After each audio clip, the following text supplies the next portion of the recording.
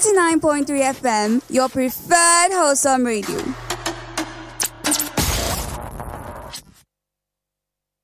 It's back, bigger, bolder, and better. The Big Seven Stories returns to Wells Radio 89.3 FM. Join Bolanle Oduekun-Ayoola every Saturday from 8:30 p.m. to 9:30 p.m. as she breaks down the 7 biggest headlines of the week: politics, economy, security, lifestyle, and more.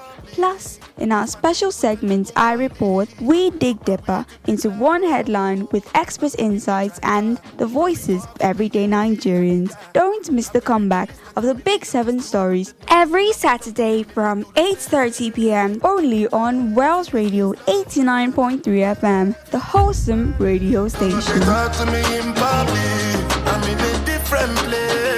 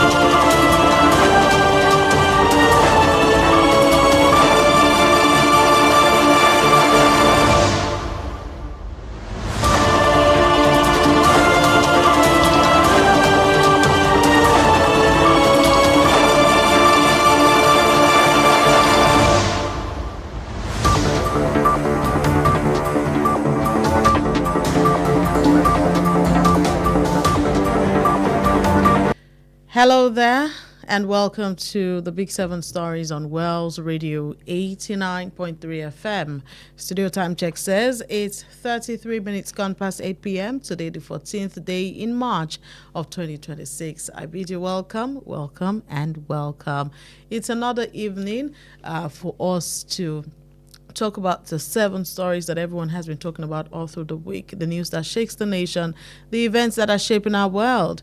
If you made the headlines, it's definitely going to be right here on the Big 7 Stories. This is Wells Radio 89.3 FM, your preferred wholesome radio, your number one family radio in the whole of all your state. We're broadcasting live from the Wells Broadcasting House, which is located along Alafin Avenue, Oluyole Estate, Ibadan. Kindly follow us on all our social media platforms. Find us on Facebook, where we're streaming live right now at Wells Radio 893 FM fan page. You find us on Facebook. Make sure to like our videos, comment on the videos as well, and share with your friends.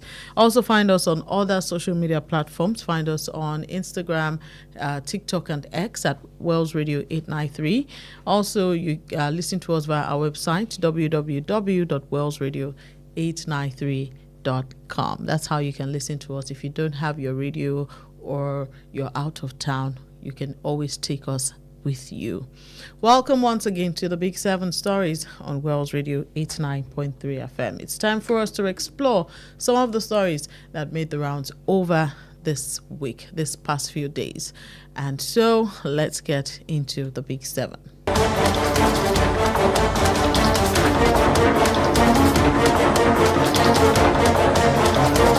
On our first story on the Big Seven Stories this week, Nigeria's downstream petroleum sector has faced fresh uncertainty after the Dangote Petroleum Refinery raised the price of petrol again and again, triggering sharp reactions from petroleum marketers and prompting the federal government to, in its own way, accelerate alternative fuel measures. Now, what happened was that the Dangote Petroleum Refinery recently increased its ex-depot price for premium motor spirits. It reviewed upwards at least 2 times.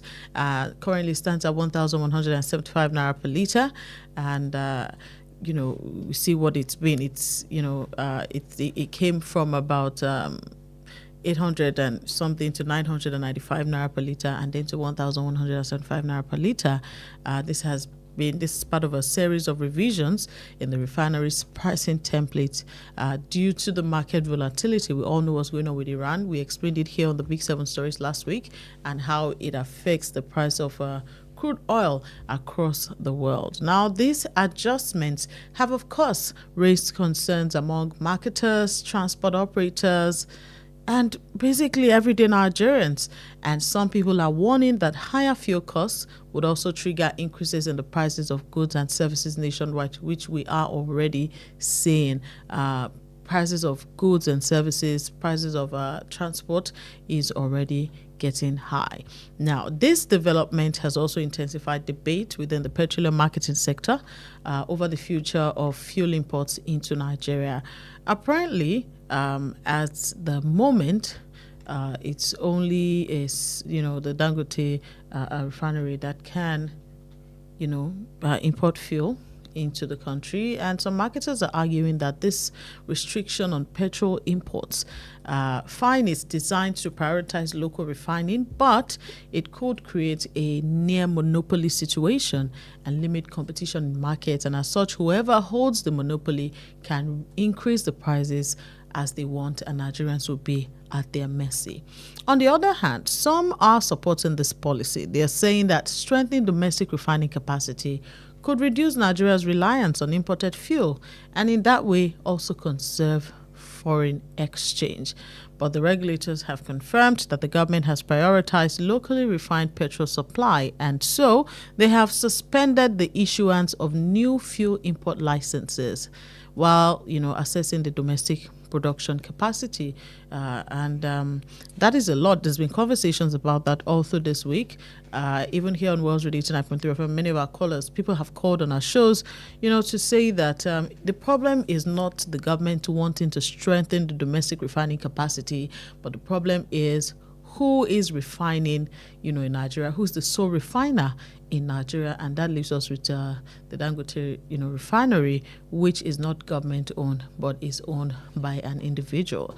And the question is, why doesn't the government have its own refinery where we can say that whatever the government will do will be to the best interests of Nigerians? Meanwhile, the aviation sector as well is also feeling the pressure of rising energy costs. Airline operators have reported that the price of the Jet A1 aviation fuel has also surged by about 80%.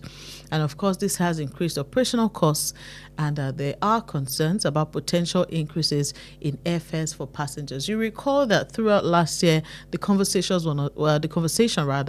on the fact that airfares had been hiked so much that many people who would normally be able to afford it were unable to afford it. So now imagine another increase. The increase in aviation fuel prices has gotten the industry stakeholders talking, and they're saying that this increase could place additional financial strain on domestic airlines that are already grappling with currency volatility and high operating expenses. Now, what has been the response of the government to all of this?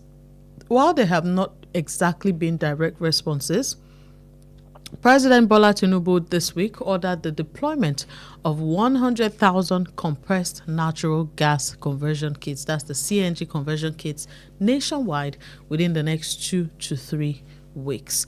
The directive was announced by the PI CNG, that's the Presidential Initiative on Compressed Natural Gas, and they say it aims to help vehicle owners and commercial transport operators to convert their petrol-powered engines to cheaper and cleaner gas alternatives. They also say that 77 CNG refilling stations are already under development at different stages across the country to support the transition to gas-powered mobility.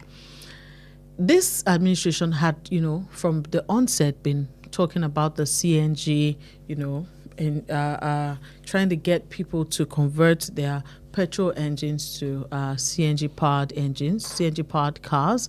And we've actually seen many who have done it and have said that while the CNG seems cheaper than petrol, the problem is the availability. Now, there are not many CNG stations, just as you find petrol and diesel stations across, there are not many. And of course, this may just be a teething problem, seeing as it's a fairly new program, it's a fairly new thing. But the government says that it's expanding these alternative mobility options to, support the sector and reduce pressure on petrol demand.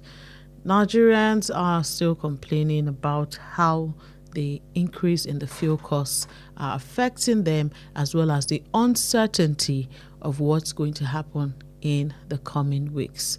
But of course, we'll look at the coming weeks. We'll not speculate. We'll look to what's going to happen in the coming weeks, because they may determine how quickly these alternative energy initiatives like the CNG can provide relief to consumers and businesses. Quickly on to our second story on the Big 7 Stories for today. The Nigeria's House of Representatives this week amended the Electoral Act to criminalize dual political party membership, proposing a 10 million naira fine or a 2-year prison term for individuals found to belong to more than one political party simultaneously. Now, this amendment is introducing new provisions to Section 77 of the Electoral Act 2026, specifically targeting politicians and individuals who are registered as members of multiple political parties at the same time. Now, under this proposed law, anyone who is convicted of holding dual party memberships will face a 10 million naira fine, a maximum of 2-year jail sentence, or even both. And the lawmakers have said this measure is designed to address the long-standing concerns about politicians who maintain parallel affiliations with different parties for strategic advantage during the election. Let's hear a bit of what they said during the plenary. 14 days. Elect in writing one political party to retain membership. Because we must guarantee the freedom of association.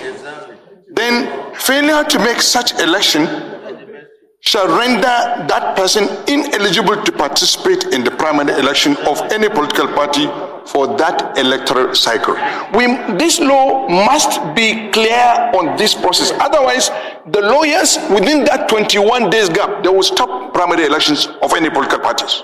We have detected so and so registered in so and so political parties, and it can affect their primaries. And then gives the political party the time also to determine or to give the person the freedom of association. Which political party do you want to belong to? The freedom to associate with all the two political parties he might have belonged to is a contravention of of his right under Section 40 of the Constitution of Federal Republic of Nigeria, which guarantees freedom of association. So I submit that this act, we should amend this recommendation to mean that at all material time, a Nigerian must be limited to only one political party. Now, instead of denying a person the membership of the two political parties. Is it possible for somebody to go to another political party without my permission to go and register me there, and now turn around to claim that I have registered in two political parties? If it is possible, then we might be creating a situation that we may not be able to manage. You cannot, it will be mischief to, as an adult, go and register in two political parties at the same time. It is wrong, totally wrong, an act of dishonesty. You should belong to one. If you have, as a party, submitted your register, and there are about 3 registers or 4 registers where somebody wants to be mischievous, is in Party A, Party B, Party C. Yes. What should be his punishment? That is where we are, because it's happening. Mr. Chairman, It's happening. The law wants to breach that gap. All right, there you have it from Mr. Benjamin Kalu, who spoke on this matter, saying that you cannot, you should not belong to more than one political party at a time, which makes a lot of sense. But many Nigerians have also then put the challenge to the House of Representatives as well to look into amending the law that has to do with people being elected on the platform of a particular political party and then defecting to another political party. Well, the supporters of this new amendment, back to this amendment, the supporters are arguing that these new penalties will strengthen political party discipline and, of course, improve the credibility of Nigeria's electoral process. President Bola Tinubu has also defended the Electoral Act amendment. He said that the reforms are necessary to strengthen Nigeria's democratic institutions and to also improve the transparency of the elections. However, the amendment itself has generated strong criticism from several political stakeholders. IPAC, that's the Inter-Party Advisory Council. IPAC represents registered political parties in Nigeria, and it has rejected certain aspects of the Electoral Act. It has warned that political parties could boycott the 2027 general elections if the parts that it deems controversial are not reviewed. They say that certain sections of the law may undermine internal party democracy and also restrict the autonomy of political parties to manage their own affairs. We'll move quickly to our third story on the Big 7 Stories for today. There was a viral video that showed long queues at a BRT terminal. That's the Bus Rapid Transit Terminal in Lagos. And it has sparked controversy. The content creator behind the footage had alleged harassment by BRT staff.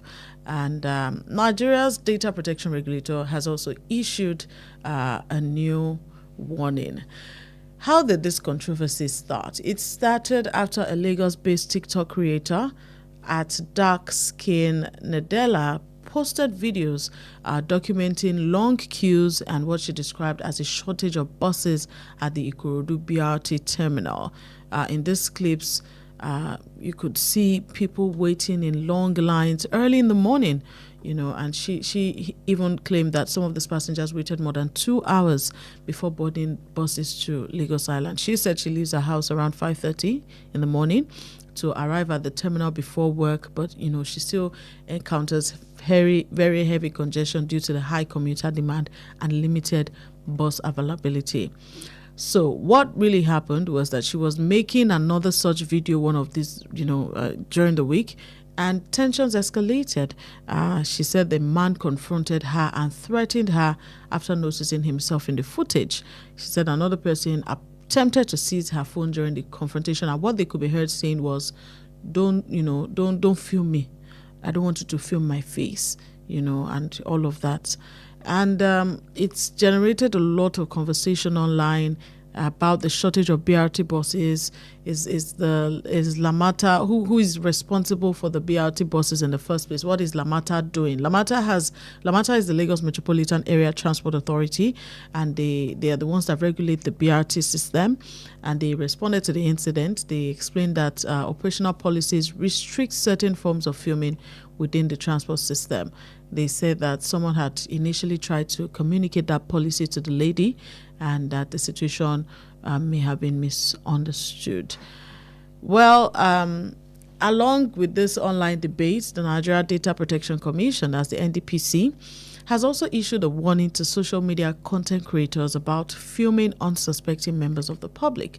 The commission said that capturing and sharing images or videos of people without their consent may violate the citizens' constitutional rights to privacy and provisions of the Nigeria Data Protection Act 2023. Now, they have warned that individuals who process personal images without lawful justification could face legal consequences, while the social media platforms may also be required to enforce stricter guidelines. Now, all of this controversy, very important that we must know is what has been the outcome for Lagos State people. Let's listen to the content creator herself in this video she posted online after the incident. My voice was heard. Hey, this voice that has finished cracking, it did not crack for nothing. I thank you, Jesus. See that lane I use every morning? When I passed it today, I was surprised. I saw buses lined up. I did not do it alone. We did it together. Before I continue, I booked an Uber. I did not book an Uber because I have backed down. No, yesterday was a whole lot. I received a lot of threats from here and here. It started from when the woman harassed me, the man, everybody. People texted me that they want to gang up and beat me up. A lot of threats. And I'm not joking. My friends, my mom, they told me that today you must not use BRT. It was an order that I could not disobey. And I really want to say a big thank you to Mr. K. Yo, Ella, what's up? I'm a champion. Nice one. Thank you so much for standing your ground. He created a GoFundMe for my Uber. Like, I never expected any of that. I never expected any of those kind messages, love and support from you Nigerians. I am so grateful. And yesterday, I got a call from the Commissioner for Information. There's no need for riding together, sir. No, if they are against you and they are trying to harass you, maybe they think they are defending the government. Now, when they see the government beside you, they will know that you have not done anything wrong. Told me that buses would be provided. Oh my God, I did not speak up for nothing. I stood my ground. Everything started because the suffering was too much. Me, personally, I'm a videographer and content creator. When I get to the office, I will still stand. Really hope they keep to the fact that they will provide buses. Because if they don't, I will make more videos. All right. There we have Ella, who, and I think that the highlight and the high point of all of this is that that video has not gone in vain. All of what happened has not gone in vain, and it has reignited discussions on the urban transport challenges in Lagos, and also the role of social media in highlighting public service issues, as well as now the laws guiding digital content creators, the regulations guiding digital content creators. Do they have the right to film people? We'll be talking more about this in the iReport segment shortly. Let's move to our next story on the Big 7 Stories for today, where this week President Bola Tinubu approved the procurement of additional military equipment and logistics to strengthen Nigeria's fight against terrorism following renewed attacks on military formations in the northeast. Now, there was a high-level security meeting with defense chiefs and intelligence officials to review Nigeria's counter-terrorism strategy due to the rising insurgency in Nigeria. Now, we've heard that this new equipment is intended to boost the operational capacity of the armed forces, particularly the troops that are engaged in anti-terrorism operations in the northeast and in other conflict-affected regions. Now, this is particularly coming amidst the surge in insurgent attacks on military bases and communities in Borno and Yobe states. Apparently, these militants launched coordinated assaults on military formations in the regions. And you know what that means? If they're able to launch successful assaults on military formations, then it means that everyone else is vulnerable. In fact, in one of the latest incidents, these terrorists attacked the military base in Yobe State. There was a first response. The military has some sources have said that the military has now reclaimed a military base in Ngozi, Borno State. Apparently, the terrorists briefly overran that place during an assault, but thankfully, the military base is back in the rightful hands. Troops during this offensive and counter-offensive, neutralized some insurgents, but the military side, the Nigerian military side, also has suffered some serious losses as well.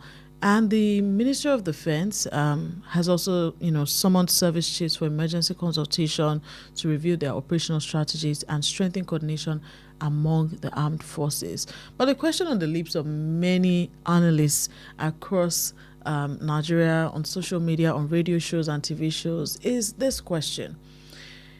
Money and more money has been coming to the military for years, and we haven't seen a reduction in the state of insecurity. Rather, we're seeing a progression. Recall that this state of insecurity started from the north, northeast, northwest, north central, and has gradually crept into, it has just, crept into the north central, got into places like Kogi and Kwara State, and now is gradually creeping into the northwest, into the southwest rather, as well. We're now seeing in Ekiti, Ondo, even Oyo State, instances in Oyo State. And so the questions really are, is money really the problem, or is lack of accountability and transparency the problem? Well, we do hope that the security measures, which they say are aimed at preventing further attacks, restoring stability to communities, ensuring that the military has what they need, we hope that it does work, because Nigerians are frankly tired of living, in this situation. It is not normal.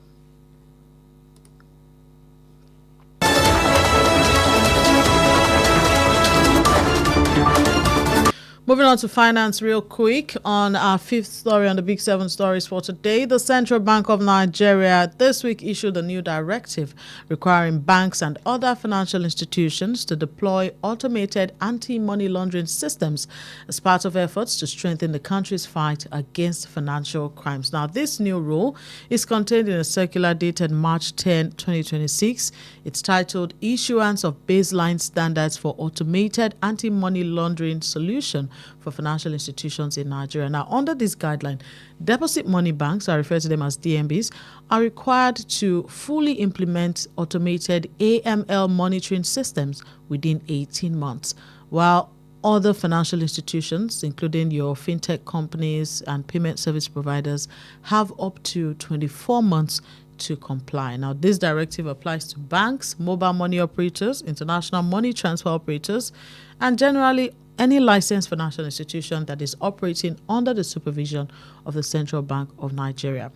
These automated systems are expected to monitor financial transactions in real time so that it can identify suspicious patterns that could indicate illegal activities like money laundering, terrorism financing, or proliferation financing. Now, according to the CBN, this technology must include capabilities such as customer identity verification and risk assessment, transaction monitoring across financial channels, screening against sanctions lists and politically exposed persons, and automated reporting of suspicious transactions to regulators and law enforcement agencies.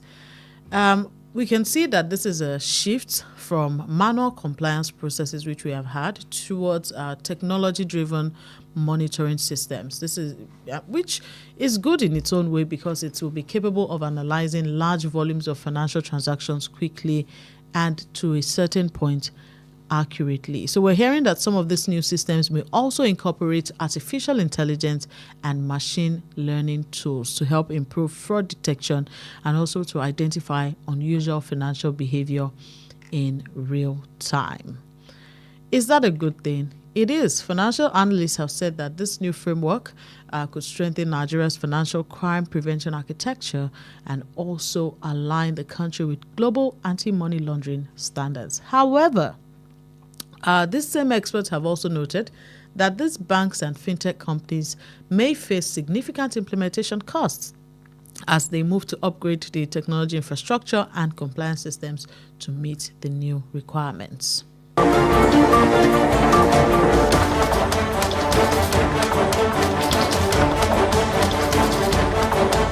Moving on to our sixth story on the Big Seven Stories for tonight.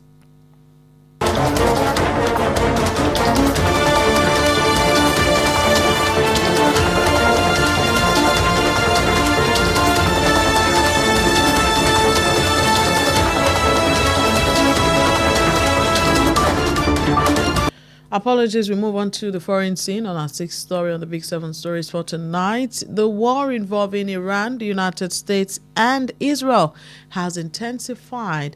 The U.S. is pledging to ramp up military operations, and the tensions across the Middle East continue to escalate. You know that this conflict, as we said last week, began on February 28, when the United States and Israel launched coordinated strikes on multiple targets in Iran, following the collapse of diplomatic negotiations. And since then, the war has expanded across the region. Iran has been launching retaliatory missile and drone attacks on Israeli territory, U.S. military bases in the Gulf. And these hostilities have, of course, also triggered wider regional confrontation involving groups that are aligned with Iran in countries like Lebanon and Iraq. Now, in the latest escalation, the U.S. forces carried out major strikes on Kal Island, that's Iran's main oil export hub, targeting military infrastructure that are linked to Iran's defense operations.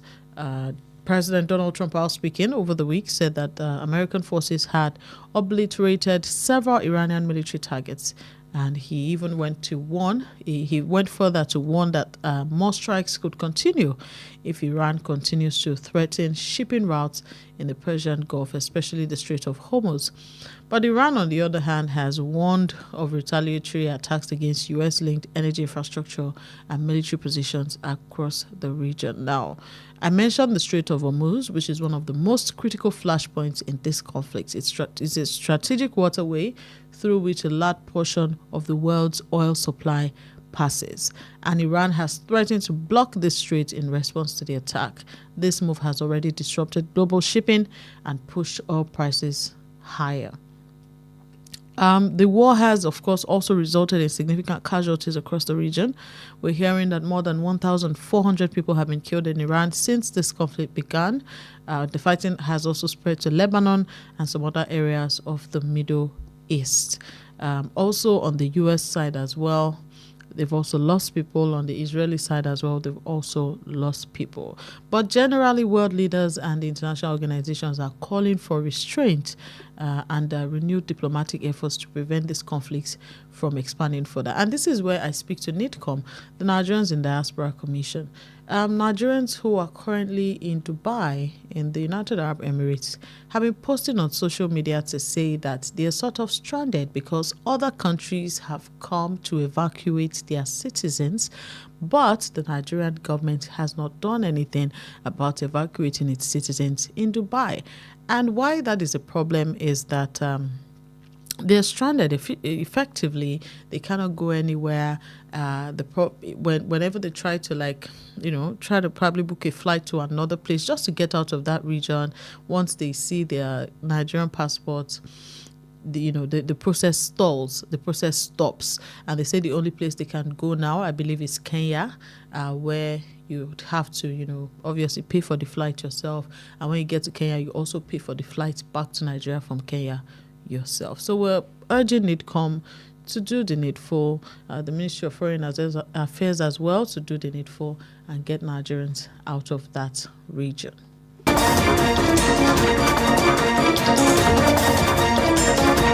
And this takes us to our final story on the Big Seven Stories, where the Nigeria football community is in mourning following the death of former Super Eagles midfielder Henry Nwosu, who passed away at the age of 62 after a brief illness. It's been a very heavy week where we also I heard about the loss of former Super Eagles coach Festus Onigbinde, who died at the age of 18 as well.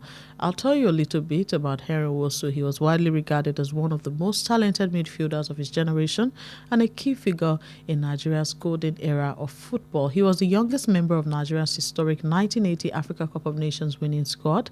That was when the then Green Eagles secured the country's first continental football title on home soil. Now, during his international career, he also made about 60 appearances for Nigeria.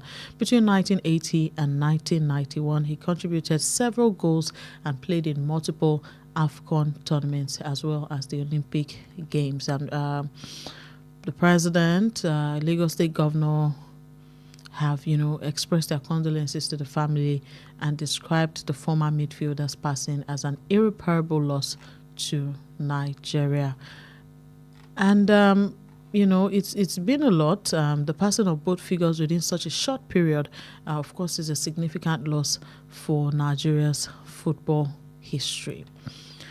And that's how the first segment of the Big Seven Stories is going to look like this week. We're coming back for the second segment on the iReport segment, where we'll be having a guest with us, and we're going to be talking about, of course, one of the issues that we have shared during the first segment of the Big Seven Stories. It's still the Big Seven Stories on Wells Radio 89.3 FM, your preferred wholesome radio. Don't go anywhere. Please stay tuned.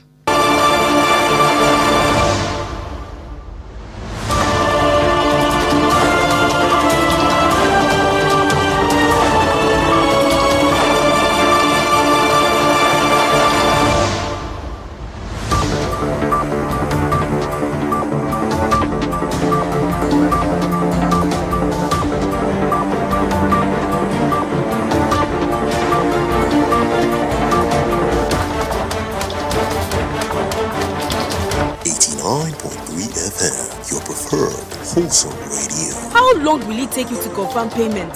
I have been waiting for the past 1 hour. I'm so sorry. Our network is slow. I will just run out of data. Same excuse yesterday. It is unacceptable, please. You better switch to One Data Internet Service. One Data? Yes, One Data. One Data is an internet service provider with the best alternative and solution for unlimited speed. One Data provides fast and reliable internet service to organizations, homes, and places of interest in Nigeria. With One Data, you get to enjoy the premium internet service with dedicated unlimited internet speed at all times, 24/7 fantastic customer service and support, and you enjoy a 1-month free subscription when you make payment. Now is the time to say goodbye to downtimes. Sign up with One Data today on 0811 223 2671 or visit www.onedata.ng for more inquiries. One Data, unlimited speed. Are you hungry for something delicious? Food that feels like home but tastes like pure luxury? Then welcome to Honeydew Restaurant, where every meal is made to make you smile. From our smoky jollof to rich ofada sauce to a variety of delicious soups like egusi, eforiro, and more, paired with your favorite proteins and hot, freshly made swallows, all made for you to enjoy. We also handle bulk orders in liters, fresh and ready whenever you need it. We deliver it to your doorstep. At Honeydew, it's not just the food, it's the feel. With our beautiful ambience, perfect for your romantic dates, family outings, or your quiet, relaxing evening escape. Join us every last Friday of the month at 7 p.m. for karaoke night with Jayola and enjoy music, games, food, drinks, and free mocktails and cocktails as you sing your hearts out. Visit us at Plot 42, Block 8, Alaafi Avenue, beside Wells Radio, Oluyole Estate, Ibadan. For your doorstep delivery or inquiries, call or WhatsApp 0814-691-6635, 0814-691-6635. Honeydew Restaurant, where every meal is made to make you smile. It's back, bigger, bolder, and better. The Big Seven Stories returns to Wells Radio 89.3 FM. First of all, Join Bolanle Oduekun-Ayoola every Saturday from 8:30 p.m. to 9:30 p.m. as she breaks down the 7 biggest headlines of the week: politics, economy, security, lifestyle, and more. Plus, in our special segment, I Report, we dig deeper into one headline with expert insights and the voices of everyday Nigerians. Don't miss the comeback of the Big 7 Stories every Saturday from 8:30 p.m. only on Wells Radio 89.3 FM, the wholesome radio station. talk to me in public. I'm in a different place.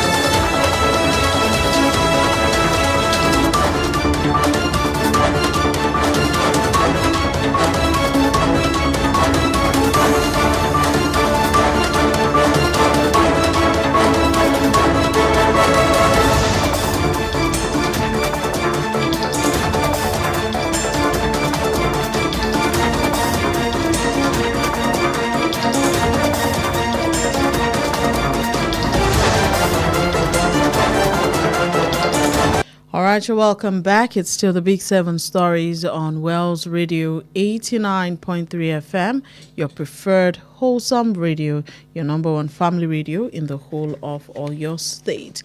Now we're on to the second segment of the Big 7 Stories. If you're just joining us on the Big 7 Stories, we take a look at the 7 stories that have been talked about a lot over the past week. And we have a second segment, which is where we're at now. It's the Big 7, the I Report segment, pardon me, it's the I Report segment. Now, on the I Report segment today, we're going to be talking about one of the stories that we spoke about, during the Big 7 Stories. And we have our guest today. Our guest is not new to the station. He's not new to Wells Radio 9.3 FM. In fact, he's one of us, but he'll be talking in a different capacity today.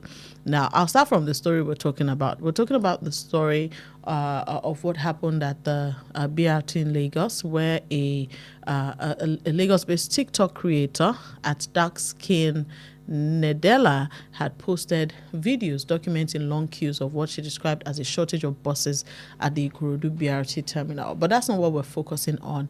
We're focusing now on what really happened while she was making those videos, where the commuters had said she shouldn't make the video because they didn't want their faces to be in their videos. My guest, without wasting any more of our time, my guest tonight is Mr. Ayomanu. He's the acting general manager, Wells Radio 9.3 FM.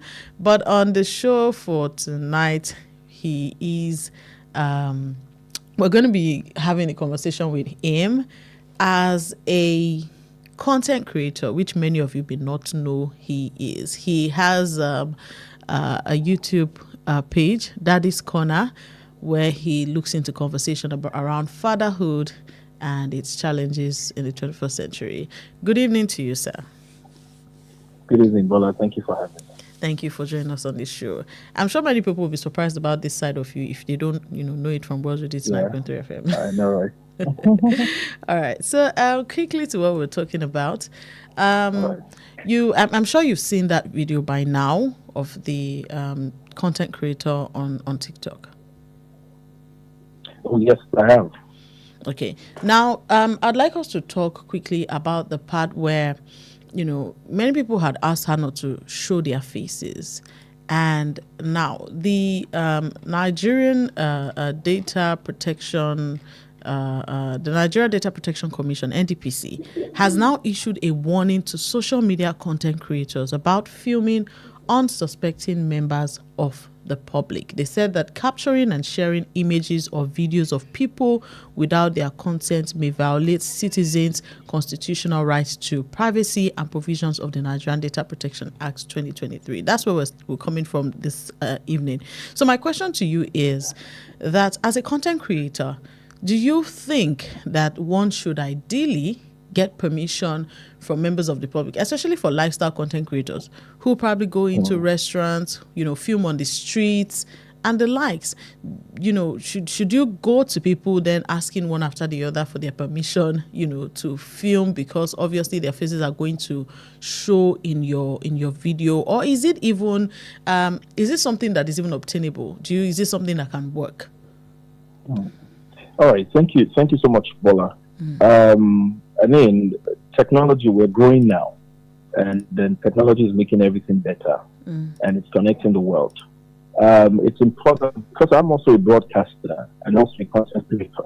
So for me, there's a link between both, and that's what I'll call citizen journalism, because it seems to be, it's growing fast now. And if you look at the mainstream media, the broadcast, media, the broadcast stations, either on radio or on television, we have then seen the growth, the way we are now bringing social media into our television stations are creating, a segment where social media activity can be reviewed.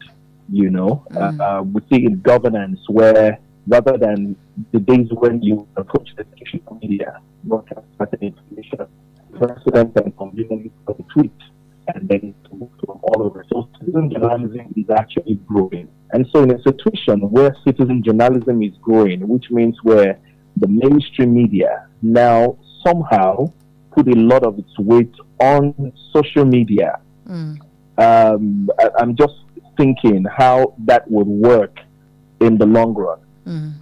Yesterday, I caught up with one of my favorite, YouTuber to watch, Stephen Onduku, who was in Canada, right? To, see the other side of Canada. So everyone is talking about Jackpa and the likes. And it feels like the moment you get to Canada, money will be flowing in your pockets. And so Stephen was in Canada to do a flip side of that story. Reality check. Showing us the reality check of what other areas in Canada, what the drug and the likes. And trust me, Bola, I didn't see Stephen blow anyone's face. In fact, Stephen met with a policeman because it was at the epicenter of drug abuse in Canada. And then he was with a policeman. This was not even, it wasn't planned. So it was not like informed visit. The province, the police of the province that, hey, I'll be here. He was only at that location. He saw a policeman and then he approached, spoke with the policeman and asked the policeman, can I get close to these people? And the policeman said, I'm not sure if you can do that. And right after the whole conversation, they exchanged pleasantries. He filmed the policeman and the policeman wasn't offended. My point here is, yes, when it comes to data protection, there are loads of people who work on the street or they are in certain places and do not want family members to know. Freedom of information is also, you can live, you can choose whatever religion, you can decide whether you want to be filmed or you do not want to be filmed. Exactly. But hey, when we're having this conversation, it's not just limited to social media alone, even to the broadcast media, television stations. We take our cameras out there, you want to make videos, even radio stations. You take your cameras out there, you want to make videos and the like. So it's going to be a long conversation, and this is just the beginning of it. However, for content creators, because now the data protection is speaking, and you and I already know that it didn't start today. The what do I call the use of social media have been on for a while. So what I'm going to say to social media creators is that look at some of the softwares that we use and applications that we use in editing our videos. It's all giving us, that opportunity to blow out pictures. Over time, yes, it may make your storytelling look a little boring because it's not looking real. You're not saying the faces of the people. But hey, that data protection part, as a nation, there. Why are we holding social media as though social media creators they are like they're like the news like birds, And Let's look at it this way. Can we look at it this way? Now, we've also, one would say that she was probably filming innocently initially. Until these people then, we have something called consent. Until they then said, don't film me, take down that video. I don't want you, to be in one of my videos. And I totally get you. As broadcasters, I recall that I had a class with some students where I had told them about this. That, before filming someone for an interview, you'd ask them questions. You'd ask them, can I film you? Ask them for their consent. And if they say no, you have no right to then put up that content. Now, in this lady's case, she was making the video, and some people protested that they did not want to be in this video. Shouldn't the normal and legal thing to do after that, shouldn't it have been to bring down the video? Well, in the situation of this lady, I think her name is Ella now, if I'm not mistaken. Yes. I think in that situation, it's a mixture of the good and the bad. The good in the sense that the content creator is trying to put like an issue. Trust me, Bolanle, the national television stations with their headquarters in Lagos, they cannot tell me that they are not aware of this issue, right? They cannot say that. It's only a content creator. That's the citizen's journalist. That's one who is not trained, but have access to mobile phones and can fight this issue. So the bad side for the people is, and that is where we come to governance and the fear that it brings in the hearts of the citizens. Now, for me, I think the bad side for people is I don't want to be caught up in this situation, so that they don't say I was there when this thing happened. Because just a day or two thereafter, we can then see, more than enough BRT buses at that same site. That is to tell you that Ella was up to something really good. And you can now see Lagosians, Nigerians, telling Ella not to film them. But is it possible for Ella to tell that story without filming people? Would another television station, any of the big television stations, national stations, can they tell the same story without filming the people? Would any of these national television ask the people at the park, can I film you before filming them? All right? Because if the citizens journalists do not tell these stories, but a lot of issues will die. A lot of things will be buried that we will never be aware of. So, should Ella, have said to the people, I want to film you, should that be the thing? While it may sound normal, it should be the normal thing to do. I don't think it will be convenient for the creator to then begin to ask everyone at the park, oh, sorry, I want to film. I want to film you. I want to do this for you. It's about the people understanding the goal. Again, that is why for content creators, this whole monetization thing has now made a lot of people now see content creators richer than thou. So the moment I caught up in your film or your video, oh, you're going to make money off me. You're using me to make money. Yeah, you're using me to make money, which is not always the case. Whether Ella is monetized on Instagram or not, we don't even know, right? Even if she's going to get some money off it, but what is the goal of that, issue? After all, now look at the bosses. They are all back to that site. Is Ella the only one enjoying it? No. But one person must put out that content so the government can know. It's a long conversation, Bola. I believe in the coming days, it's definitely things will begin to roll over, and then very true. It's definitely a very wide conversation that brings out a lot more issues. Thank you so much for joining me on this segment of the Big 7 Stories. My guest has been Mr. Bolanle Oduekun-Ayoola, a broadcaster but also a YouTuber with Daddy's Corner. You should check out his YouTube channel, Daddy's Corner. Are you assuring us of new content? It's been a while. Oh well, my hands have been very busy. Promise, I'm not sure, but hey, something will come soon. All right, thank you so much for joining me. Thank you for having me. All right, that's it on that segment of the Big 7 Stories. But quickly before we wrap it up, you may say, what exactly does the law actually say about filming someone in broad daylight in this internet age? Does that law even apply? Now, Section 37 of the 1999 Constitution, Section 37, subsection 4 says the privacy of citizens, their homes, correspondence, telephone conversations, and telegraphic communication is hereby hereby guaranteed and protected. And so the right to privacy is a very important right that must be respected by all persons at all times. A breach of this would amount to seeking of redress by the injured party. But as our guest has said, we are in the internet age, and the law does not, actively spell it out that you cannot film yourself in public where there are people in the background. And so that leaves it a bit vague. Of course, there's also the intent or motive for recording such a video as well. And so there's a lot, that has to, of course, be made clear and be spelled out as regards Section 37, subsection 4. But that's it on the Big 7 stories for tonight. Thank you so much for joining me. Next week, God willing, the Big 7 will come your way again at exactly 8:30 p.m. on Wells Radio 89.3 FM, your preferred wholesome radio, your number one family radio in the whole of Oyo State. My name is Bolanle Oduekun-Ayoola. I'm saying bye-bye. I'm also saying that you need to always be curious. You need to know that the news doesn't end when the bulletin does. So you need to stay informed. And we'll see you next week right here with another Big 7.